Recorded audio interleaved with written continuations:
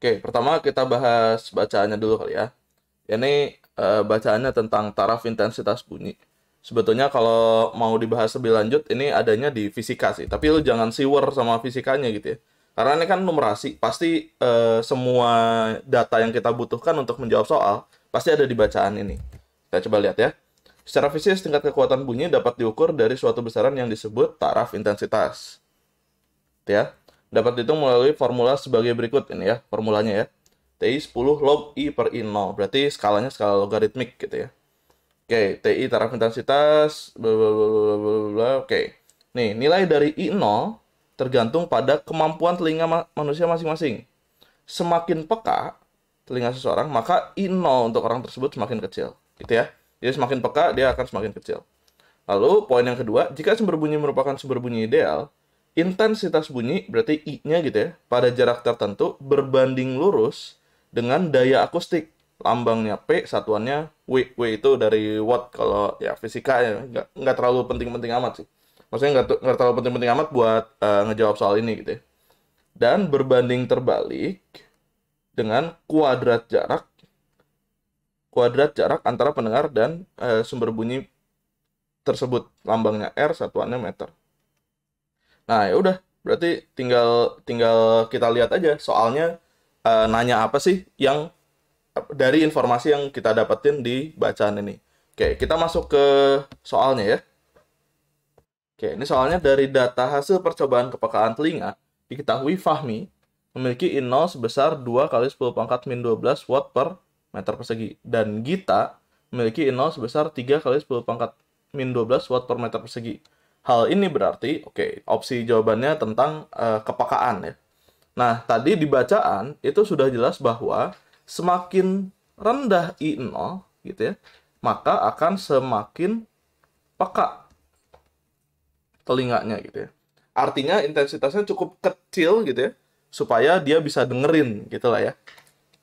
Nah, sekarang 2 kali 10 pangkat min 12 sama 3 kali 10 pangkat min 12, gedean mana? Gedean yang 3 kali 10 pangkat min 12 kan? Artinya yang ini lebih kecil. Berarti telinganya Fahmi lebih peka gitu. Kenapa? Karena I0-nya lebih kecil. Berarti pilihan jawabannya yang mana dong? Telinga Fahmi lebih peka daripada telinga Gita. Jawabannya yang A ya. Gampang. Badri mendengar bunyi dari sumber ideal pada jarak 1 meter dengan taraf intensitas 90 desibel. Kemudian ia berjalan lurus menjauhi sumber bunyi tersebut sejauh 9 meter. Taraf intensitas bunyi yang didengar oleh Badri sekarang adalah, oke, berarti ini gue gambar dulu skemanya kali ya. Ini misalkan ada sumber bunyi idealnya di sini ya. Gitu ya. Lalu awalnya si Badri berjarak 1 meter ya. 1 meter.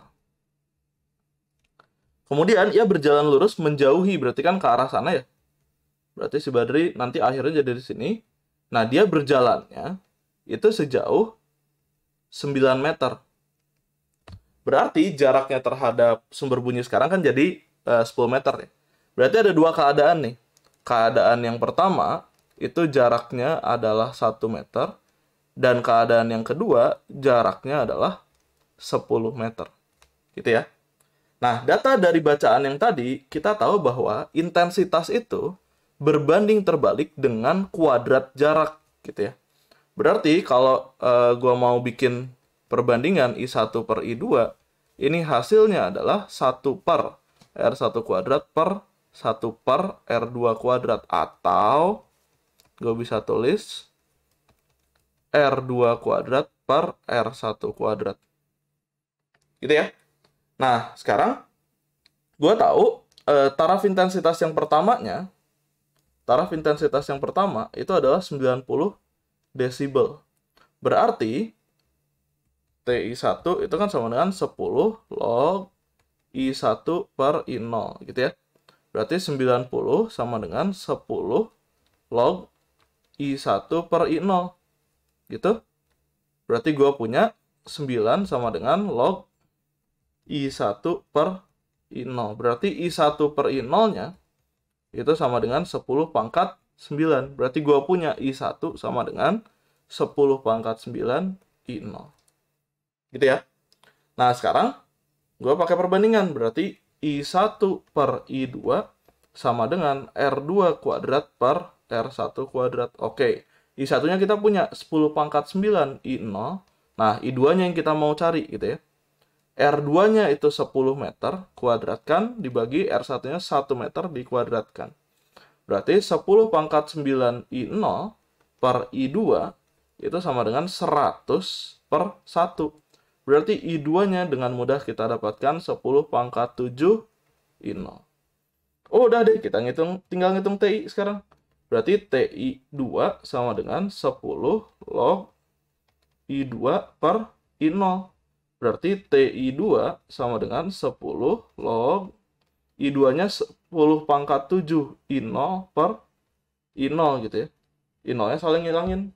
Log 10 pangkat 7 itu kan 7. Berarti TI2-nya adalah 10 dikali 7 atau 70 desibel. Kita coba lihat. Jawabannya yang C ya. Sangat mudah sekali. Seorang anak mendengarkan musik dari dua buah sumber bunyi ideal yang jaraknya sama. Berarti kita cuma ngomongin hubungannya sama daya akustiknya ya. Karena nih, lihat. Tetapi memiliki daya akustik yang berbeda. PA dan PB. Pertama, anak tersebut mendengarkan bunyi hanya dari sumber A. Ternyata bunyi yang didengarkan oleh anak tersebut memiliki taraf intensitas 20 desibel. Setelah itu, sumber bunyi A dimatikan, dan anak tersebut mendengarkan bunyi hanya dari sumber B. Pada kejadian ini, bunyi yang didengarkan oleh anak tersebut memiliki taraf intensitas 40 desibel. Pernyataan yang tepat. Oke, ini ngomongin daya akustiknya ya. Recalling dikit, beberapa fakta yang kita udah tahu ya.